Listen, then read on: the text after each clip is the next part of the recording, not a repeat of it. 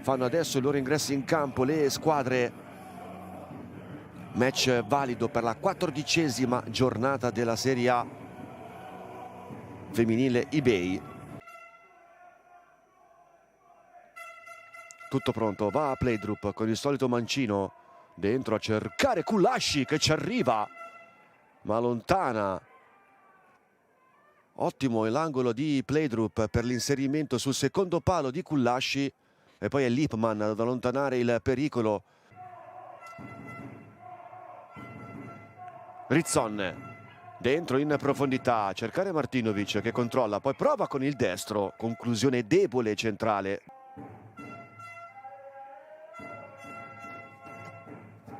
Tutto pronto per l'angolo per il Como, dentro a cercare il colpo di testa che arriva ma non trova lo specchio della porta di Martinovic, che arriva su questo angolo. Sabatino prolunga per Šabika che restituisce il favore, poi Sabatino controlla, Sabatino apre ancora per Šabika che si sposta la palla per calciare, ci prova col diagonale, palla che sfiora il palo alla destra della porta di Korenčová. Gran giocata della baby Šabika che si crea lo spazio per il tiro e poi chiude sul palo lontano con questo diagonale. Fa tutto bene il numero 19, entrata partita in corso al posto dell'infortunata Beccari. Si sgancia Filgens, va da quest'altra parte verso Pondini, Como che respinge, poi Filangieri tra le linee va da Kulashi, Carlenas, Šabika in buca per Sabatino, la palla rimane lì, ancora Kulashi che calcia, si allunga Korenčová e salva tutto. Chance colossale per la formazione di Piovani con Kulashi che cerca l'angolino ma è bravissima. Si è sganciata Pondini, poi di nuovo sulla destra prova a attaccare il Como con Kajan, Kajan contro Filgens, si accentra Kajan, lascia partire il sinistro, Duran.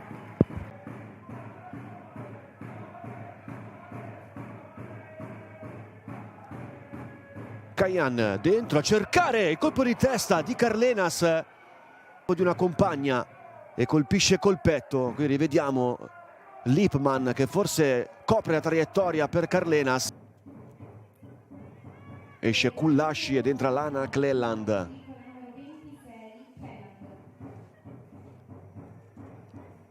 Tre cambi per il Sassuolo. Altra palla in profondità.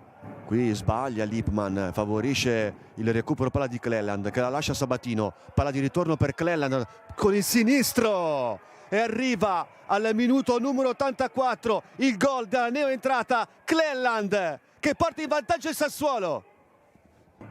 Cleland apre per Sabatino, la quale a sua volta riapre e restituisce il favore a Cleland che davanti a Korenčová col mancino, con tutta la sua esperienza, non può fallire ed è un gol pesantissimo perché permetterebbe di scavalcare in classifica proprio il Como. Mielic, brutto intervento di Lipman, Mielic però si rialza subito e dopo questo fallo non fischiato l'arbitro dice che basta così.